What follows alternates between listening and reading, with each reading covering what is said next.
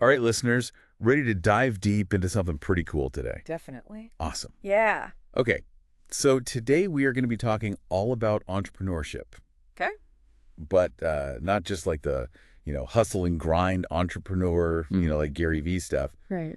We're going to be talking about it on like a global scale. Cool. So like, why are some nations just like entrepreneurial hotbeds and other places just like really struggled to get those innovative engines running? Right. Yeah. So we're going to be drawing some insights from this research article. Okay. It's called Why Are Some Nations More Entrepreneurial Than Others? Investigating the link between cultural tightness, looseness, and rates of new firm formation. Wow. What a mouthful. I know it's a long one, but it's packed with really interesting information based on like a ton of data.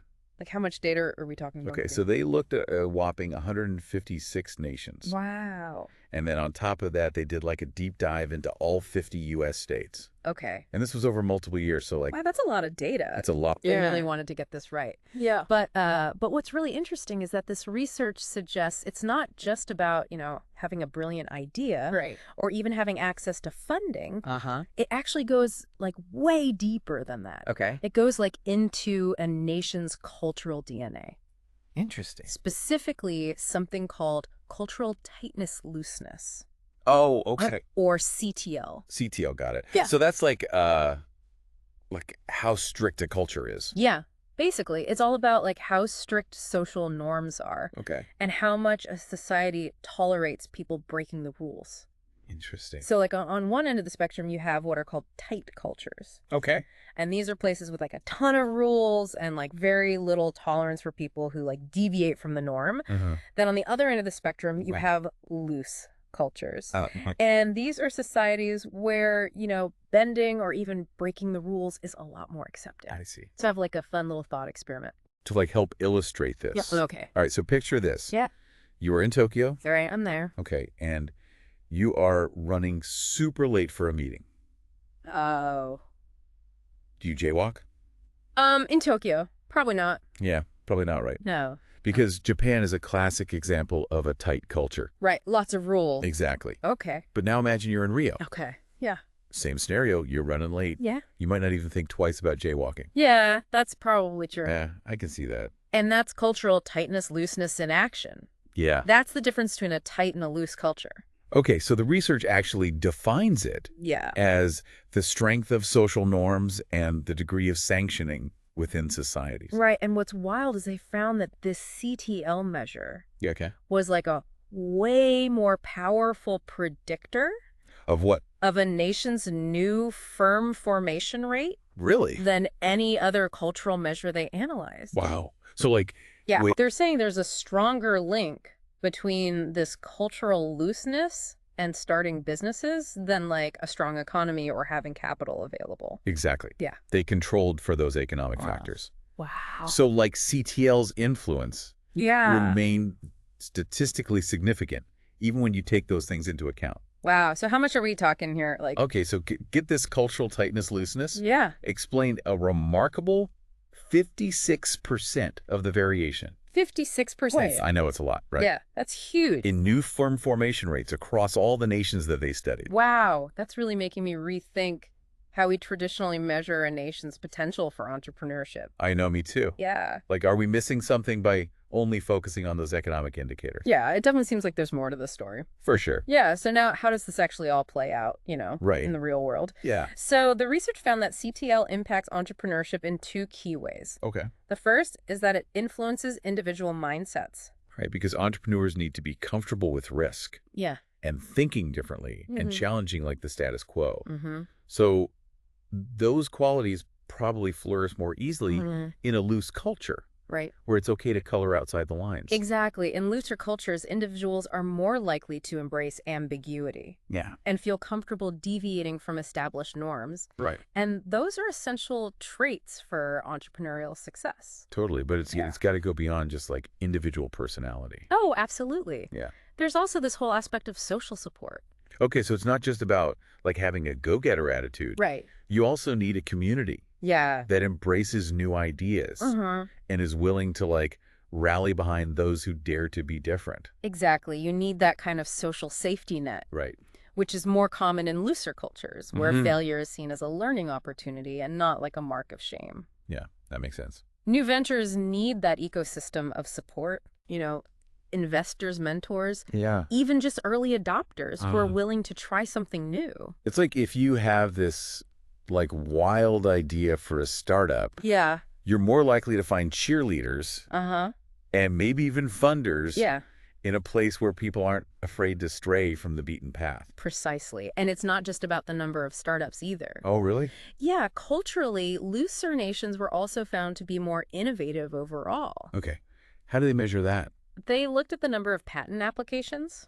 Oh, that's a good measure. Yeah. So it's like a ripple effect. Right. A culture that encourages you to think outside the box. Yeah. It doesn't just lead to more businesses. It leads to like more creative businesses. Right. And like more groundbreaking ideas. Totally. Which makes me wonder, Yeah. how did this play out in the U.S.? That's a good question.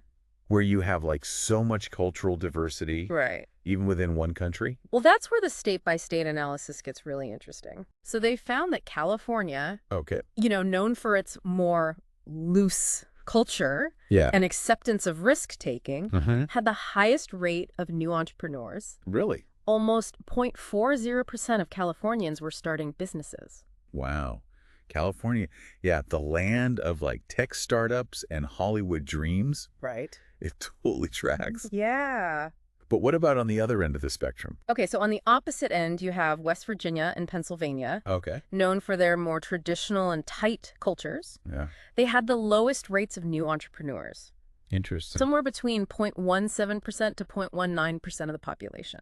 That is quite a difference. Yeah. It really highlights how these cultural norms Right. can impact something as concrete as like starting a business. Yeah, for sure. But I imagine it's not quite as simple as saying Yeah. like loose cultures are just like better for entrepreneurship. No, definitely not. Right. This isn't about saying one culture is better than another.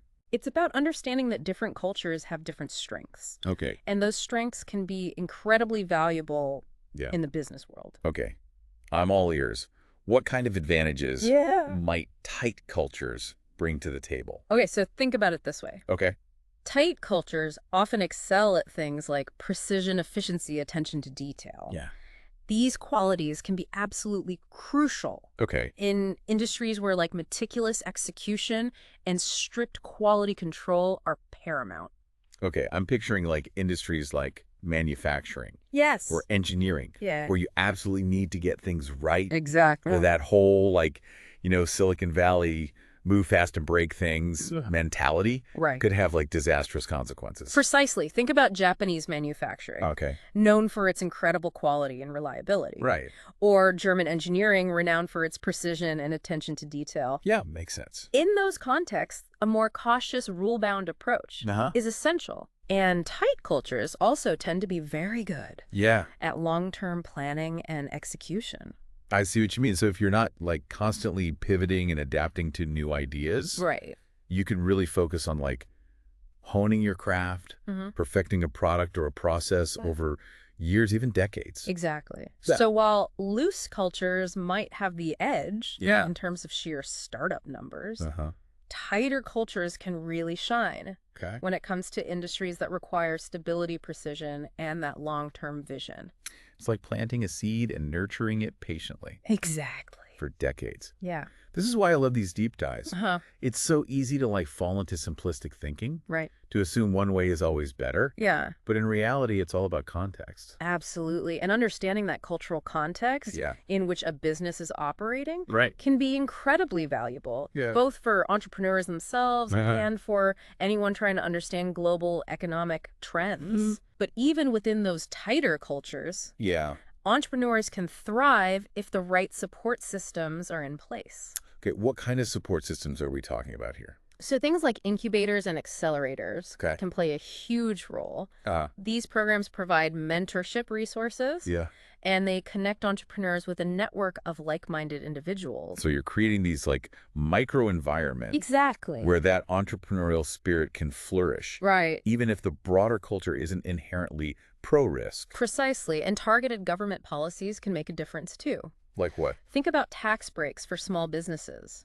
grants for innovation, Okay. or even just streamlining the bureaucratic process Right. of starting a company. Yeah. All of these can help lower the barriers to entry Yeah. for entrepreneurs. It's like building those supportive structures from Mhm. the ground up, Yeah. even if they don't naturally occur within the cultural fabric. It's really fascinating to see how these cultural forces are at play, Yeah. shaping entire economic landscapes. It is. But knowing about these forces, can we actually change them? That's the big question. Like, if you were tasked with boosting entrepreneurship Yeah. in a more culturally tight nation, Okay.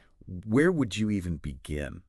That's a great question, and it brings us to the heart of what makes this research so valuable. Okay. It's not just about observation, it's about action. I like that. It's about asking, so what? Yeah. And using these insights to create positive change. So if I were trying to like boost entrepreneurship in a more culturally tight nation, I think fostering a sense of like psychological safety would be crucial. Oh, absolutely. Yeah. Like creating spaces where people feel comfortable, sharing those like out there ideas Right. without fear of judgment or ridicule. Yeah, exactly. Like where failure isn't a scarlet letter, but like a learning experience, Mhm. a stepping stone on the path to success. You want people to take risks. Yeah. They need to know it's okay to stumble, to try again. I don't think representation matters too. Oh, for sure. Like highlighting those success stories Yeah. of entrepreneurs who came from similar backgrounds, Right. who maybe faced those same cultural barriers. Yeah. Yeah. It can be incredibly inspiring Absolutely. to see someone who looks like you achieving their dreams. Yeah. Can really shift those like deeply ingrained beliefs about who can be an entrepreneur. It's so powerful to see yourself reflected in those success stories. It challenges those limiting beliefs and opens up a world of possibilities. Totally. Think about how many like brilliant ideas might be out there locked away Right. because someone doesn't feel like they have permission to pursue them. That's a great point. What about mentorship? Oh, yeah. Like connecting those aspiring entrepreneurs with people who like understand the unique challenges Right. of operating in a tight culture. Yeah, they could offer invaluable guidance on navigating those social norms, building trust within the community, Yeah. and maybe even like finding ways to leverage those cultural strengths Right. that we talked about earlier. This deep dive has really got me thinking differently about entrepreneurship. Yeah, me too. It's so easy to focus on like the individual, like the grit and grind narrative. Right. But cultural context plays such a huge role. Absolutely. And it's not destiny. Exactly. With awareness, intentionality, Yeah. and the right support systems in place, we can cultivate entrepreneurial ecosystems that thrive Yeah. in any cultural context. So to our amazing listeners out there, Yeah. we leave you with this. Think about the cultural landscape you're in. What are its strengths? What are its challenges? And how can you be a catalyst for positive change? Yeah. How can you help build a community that embraces innovation and empowers entrepreneurs to make their mark on the world? Well, That's all for a deep dive into why some nations are more entrepreneurial than others. Until next time, keep those brains firing and keep exploring the fascinating world around us.